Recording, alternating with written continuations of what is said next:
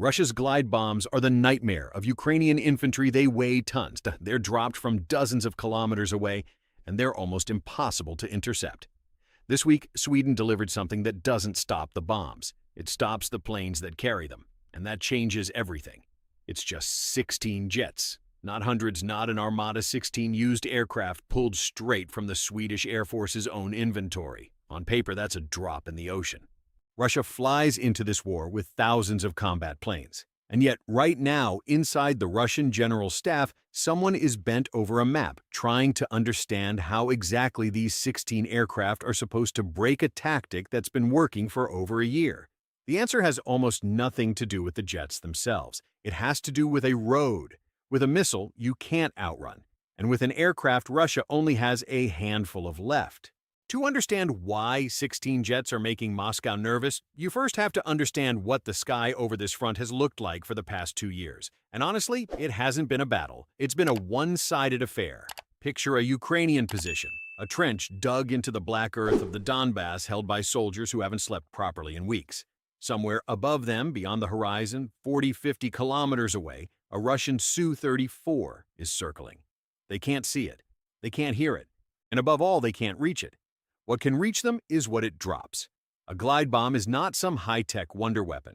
At its core, it's an old, dumb iron bomb from Soviet stockpiles of FAB-1500, FAB-3000 that someone bolted a pair of folding wings and a cheap satellite navigation unit onto for around $20,000. A falling rock becomes a gliding rock. That's basically all it is.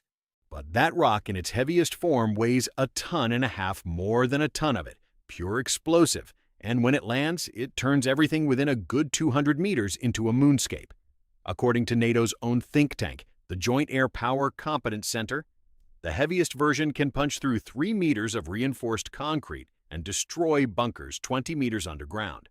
And here's the part that makes this weapon so brutal: the distance. The Su-34 doesn't have to come close at all. It releases its 4 bombs from 35 to 50 kilometers out, well beyond the reach of most Ukrainian air defenses, and turns away long before anyone can shoot back. The bomb does the rest on its own. It sails in silently on a flat arc and only appears over the target in the final seconds. For the soldier in the trench, there's no warning, just a shadow and then the impact. And why don't they just shoot these bombs down? Because there's almost nothing for an air defense system to lock onto. They're small. They're fast. They have no hot engine exhaust for a heat-seeking missile to chase. They only show up in the last few seconds. A Ukrainian air defense built to catch incoming cruise missiles and drones often sees a gliding bomb only when it's far too late. In early 2025, by most estimates, Russia was dropping around 3,500 of these bombs a month, more than 100 a day. And for this year, according to a Ukrainian intelligence official speaking to Reuters, Moscow plans to build up to 120,000 of them. This isn't precision surgery, it's a wrecking ball square by square all along the front line.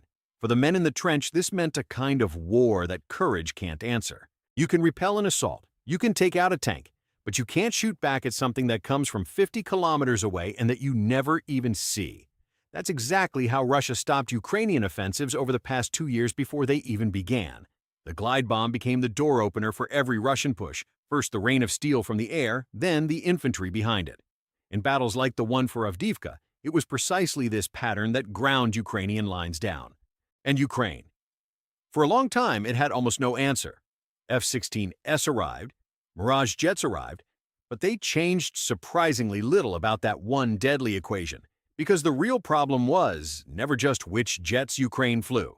The real problem was where it flew them from. And that's the point where the story starts to tip. On May 28, 2026, Ukrainian President Volodymyr Zelensky stood on the tarmac of an airbase in Uppsala, Sweden under a gray sky and shook hands with Swedish Prime Minister Ulf Kristersson. What was announced next is, by the assessment of several defense outlets, the largest Western fighter jet package Ukraine has ever received. Let's separate the numbers cleanly, because a lot of them are floating around. First, Sweden is giving Ukraine 16 used Gripen C/D jets free of charge, pulled directly from the active Swedish Air Force fleet, and as several sources report, with modern air-to-air weapons bundled right in. According to Kristersson, those 16 aircraft should be in Ukraine as early as the start of 2027. Second, Ukraine is additionally buying 20, possibly 22 brand new Gripen E/F jets financed with €2.5 billion from a European Union loan program. Those new jets, however, won't arrive before 2030 at the earliest. All of this was part of what is now Sweden's 22nd military aid package from a country that has provided more than €13 billion in aid since the start of the war. The purchase only became possible at all when the European Union in April 2026 unlocked a massive loan of around €90 billion for Ukraine. It freed up, as Sweden's defense minister put it, the practical financing. And third, the big number haunting the headlines, 150. That 150 comes from a letter of intent from October 2025. It's a long-term goal stretching over 10 to 15 years, not a delivery slip. Zelensky said openly that he hopes to eventually finance all 150.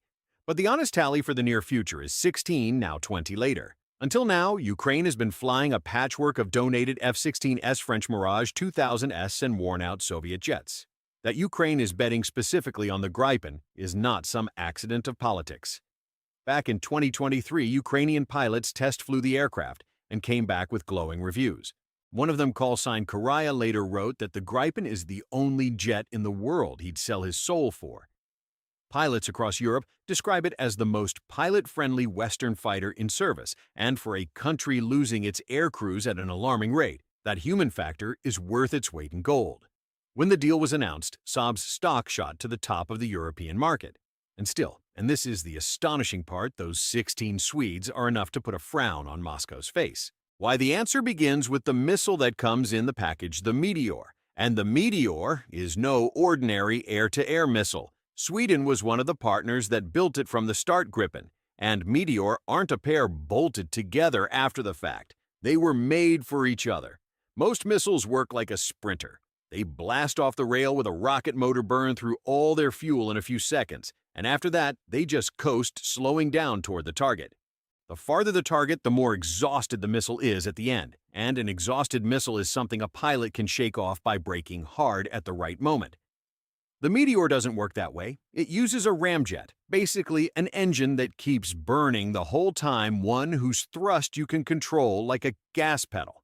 Instead of a sprinter, you get a marathon runner who accelerates again in the final stretch. The result is what engineers call the no-escape zone, the zone where the target can't get away anymore, no matter how it maneuvers. With the Meteor, that zone is, by common expert estimates, 3 to 5 times larger than the American AMRAAM, the West's standard missile. Its official range stays classified, but specialists put it somewhere between 120 and over 200 kilometers. Translated, a Ukrainian Gripen can put a Russian pilot in its sights long before that pilot is even within his own firing range, and the Russian has no safe way left to simply fly away. But here's the thing that shows up in almost no headline. Whether this whole plan works or not comes down in the end not to the number 16, and not to the number 150 either. It comes down to one single other number, a number so small that Russia would very much rather not say it out loud. We'll come back to that number in a moment, because it's the real crack in Russia's command of the sky. Hold on to it. First, we need to talk about a word that's been missing so far, the airfield, because there's a reason the F-16 never really solved this problem, and it has nothing to do with the airplane and everything to do with the ground beneath it. The F-16 is technically an excellent jet, but it's demanding. According to open analyses, an F-16 can't operate from improvised or substandard strips. It needs long, smooth, well-maintained runways. And in Ukraine, there's only a handful of those, which means Russia knows pretty much exactly where the Ukrainian F-16S sit. One of those bases, Starokosti and Tainaev in the west of the country, gets targeted by the Russian Air Force again and again with Iskander missiles, even with Kinzhal hypersonic missiles fired from MiG-31 interceptors. Russian media claimed F-16S were ambushed right as they took off. Ukraine has already lost 4 F-16S. That's the weakness. No pilot can fly away from an aircraft that needs a fixed address, can be hunted at that address. And this is exactly where the Gripen turns into a completely different kind of animal. The Gripen was never built for clean big air bases. It was built for the exact opposite on purpose half a century ago for one specific enemy, the Soviet Union. In the 1970s, Sweden designed a concept called BAS-90. The idea was as simple as it was radical. If you know that in a war the enemy is going to bomb your airfields first, then you don't build a few big airfields. You spread your jets across the whole country onto short hidden strips into patches of forest, and above all onto ordinary highways and country roads. At one point, Sweden planned for around 200 such makeshift strips. Letting the enemy hit one fixed base is easy. But how do you destroy an air force whose planes are sitting in 200 different places, most of which look like an ordinary road between two villages? Think about the sheer arithmetic that forces on an opponent. To knock out a big airfield for good, a few precise hits will do. To knock out a country whose jets fly from 200 shifting stretches of road, you'd have to hit every single one of them at the same time. And even then, the next morning, a new stretch would be ready, one that was carrying traffic yesterday. For a Russian reconnaissance effort that's already worried sick about every A-50, that's an unsolvable game of hide-and-seek. You can't destroy what you can't find. Saab built the Gripen around exactly this idea. Even the name gives it away. JAS stands for Jacked Attack. Spanning Fighter Strike Reconnaissance 3 jobs in one cheap aircraft that can operate from rough strips. Let's look at what that means in practice, because the numbers are almost absurd. A Gripen needs a stretch of road just 16 meters wide and 500 meters long to take off. To land 600 meters is enough, no tail hook, no drag chute. It manages the short stop with its canards, the little foreplanes up front on the fuselage, which it uses together with the wheel brakes like an air brake, which means almost any straight stretch of highway in Ukraine becomes a potential base. But the truly brilliant part isn't the takeoff, it's what happens afterward. According to Saab and a Flight Global report, a Gripen can be refueled and rearmed, including reloading the cannon and hanging new air-to-air missiles in less than 10 minutes. And it doesn't take an army of specialists. It takes a single trained technician and 5 conscripts, young men without years of specialized training. The entire maintenance kit fits in one small container. The jet spins up its own systems through a built-in auxiliary power unit, so it needs as little ground equipment as possible. And this very point servicing by a few young conscripts may matter more to Ukraine than any radar spec. An F-16 demands an entourage of well-trained specialists and a protected base with workshops. It is, to put it a little disrespectfully, a diva, demanding delicate tide to fixed places. The Gripen is the opposite, a soldier among jets built to get by on little serviced with cold hands at the edge of a forest. A country in its 3rd year of war, short on people and short on time, doesn't need a diva. It needs a worker. Picture the scene. A Gripen emerges from the forest, rolls onto a country road, takes off, flies its mission. Then it lands on a different stretch of road 30 kilometers away. 6 men and a truck are already there fueling it, hanging new missiles, and in less than 10 minutes it's back in the air while the crew slips back into the forest and disappears. There's no fixed address. There's only a moving target that's never in the same place twice. And this is the heart of the whole story, the point I consider the decisive one. The Gripen isn't stealthy. On radar, it's a perfectly ordinary jet, clearly visible. But it's invisible on something else on the Russian General Staff's targeting map. Russia has spent hundreds of millions of dollars and its most expensive missiles trying to take out Ukrainian airfields. Against a jet that flies from the highway, that entire expensive strategy is worthless in a single stroke. You can bomb a fixed runway. You can't bomb every road in an entire country. Now, let's lay the two pieces on top of each other, the road and the missile. And now the riddle from earlier solves itself too. Remember the Russian glide bomb? Its whole trick was the safe distance. The Su-34 could circle 35-50 kilometers behind the front because nothing reached it there. But a Gripen that can pop up at any moment from some stretch of road near the front, armed with a Meteor whose no-escape zone reaches well over 100 kilometers, that changes the math completely. Suddenly, the Su-34's safe zone isn't safe anymore. The Russian pilot no longer knows whether in the next moment a Gripen will rise from behind a patch of forest and fire a missile he can't escape. And a Su-34 pilot who senses he might die no longer drops his bombs from 50 kilometers out. He stays farther back, or he stays on the ground. Either way, his bombs no longer reach the trench that was just moments ago within range. And here it finally is, the number I promised you. For this entire Russian system to function, the glide bombs, the Su-34s, the Su-35s escorts, it needs eyes. Eyes that circle high in the sky and survey the whole battlefield, sort friend from foe, direct every interceptor to the right spot. Those eyes are the AI-50S flying radar stations, each one a nearly priceless, almost irreplaceable piece of technology. And how many operational A-50s does Russia have left today? By the assessment of defense analysts, no more than 4. 4. Ukraine has already brought 2 of them down in this war and damaged another on the ground. And British intelligence believes Russia has pulled its A-54s far behind the front out of sheer caution anyway. 4 eyes for a front more than 1,000 kilometers long. And each of those 4 now sits within theoretical range of a Meteor the moment a Gripen gets close enough. The head of Ukraine's military intelligence put it this way some time ago: if just one more A-50 falls round-the-clock, coverage has to stop. And that's the lever behind the lever. Take Russia's eyes away, and the whole precisely timed dance of reconnaissance, escort, and bombing starts to stumble. A Su-35 flying without the picture from above fights half-blind. A Su-34 that doesn't know where the Ukrainian fighters are lurking drops its bombs with a shaking hand. That's the real threat, not that 16 Gripen shoot down thousands of Russian planes, but that 16 Gripens threaten the few irreplaceable pieces the whole system hangs on. Run the cost of it, and the absurdity becomes visible. A glide bomb costs maybe $20,000. Its use is protected by a strategy that burns through hundreds of millions to smash Ukrainian airfields, and by a handful of A-50s, each one worth hundreds of millions on its own. A single Gripen rising from a free stretch of country road calls that entire expensive edifice into question. That's the kind of imbalance that turns wars. And the best part, or for Moscow the worst, is still to come. The 16 donated jets are the older C/D models. The 20 purchased Gripen E jets are a different league, a more powerful General Electric engine that allows sustained supersonic flight without afterburner, a modern AESA radar and sensor fusion that assembles the whole battlefield for the pilot as if on a single screen. Those aircraft won't arrive until 2030, but they show where this is going. What's starting now as a threat with 16 old jets becomes a permanent fixture with 20 new ones. Where does all this lead? Let's run 3 scenarios, and then I'll tell you straight what I'd bet on. First scenario, Russia adapts.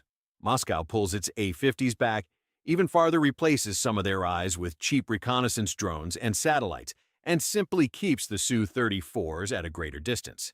The glide bombs with the new jet-powered kits, which according to Russian sources now reportedly fly over 100 kilometers, then land less accurately, but they still land. The war in the sky gets tougher, but it doesn't tip. Second scenario time works against Ukraine. The 16 Gripen C/D jets don't arrive until early 2027. The truly modern Gripen E jets won't come before 2030. And 16 jets alone with a limited number of Meteor missiles can't be everywhere at once. So maybe only a locally limited protective bubble forms over one stretch of front while the rest of the line stays the way it was. Third scenario, it works as intended. The Gripens reach the front, a Russian large aircraft or a Su-35 actually gets pulled out of the sky by a Meteor in the first weeks, and in Moscow, someone pulls the ripcord. The Russian Air Force suspends operations near the front the way it moved its strategic bombers deep into the rear after the Ukrainian drone strikes. The flood of glide bombs dries up. And for the first time in a long while, Ukrainian infantry can advance without a ton and a half of explosive falling on them out of nowhere. What would I bet on? On a mix of the first and the third scenario. And that's the honest answer here. I don't think the Russian sky collapses overnight. The numbers are too sober for that. 16 jets are few, the modern ones come late, and Russia has proven it can adapt. But I do think the mere existence of this threat forces the Russian Air Force to fly more cautiously, and caution means greater distance, and greater distance means the glide bombs lose part of their deadly precision. That's not a knockout, it's a slow pushback. Exactly what the Gripen was invented for 50 years ago. And even in the cautious scenario, Ukraine gains something valuable: time and space. Every kilometer a Su-34 has to fall back is a kilometer over which Ukrainian soldiers can breathe a little more freely again. Air superiority is rarely all or nothing. It shifts in meters, in minutes of warning time, in the question of who can afford to stay in the sky. And now the most important part. The part that separates serious analysis from pure wishful thinking. How would you know I'm wrong? Watch for 2 things. First, if the Russian Su-34s are still dropping glide bombs from 35 to 50 kilometers out, months after the first Gripen mission, then the threat hasn't worked. Then the Russian pilots are flying the risk on purpose. Second, if not a single A-50 and no Su-35 is lost in the first months, then Russia is successfully keeping its valuable aircraft out of range and the bubble stays gray theory. Those 2 signs are the litmus test. As long as the glide bombs keep plowing up the trenches the way they have, nothing has changed, no matter how many headlines claim otherwise. So, it all comes down to one single question, and this war in the sky is sharpening to exactly that point: who forces whom to be careful. For 2 years, it was Russia, forcing Ukraine to stay hunkered down in the trench. Now, with a handful of jets from the highway and a missile, you can't escape. That question may be turning around for the first time. If I'm right, you'll see the sign long before anyone admits it officially. The Russian glide bomb strikes will get rarer, less accurate, more cautious. And on the day the first A-50 stops taking off, you'll know the front just quietly shifted. Keep your eyes on the sky. If this is the kind of breakdown you want more of, share it with someone who needs to see it and subscribe so you never miss the next one.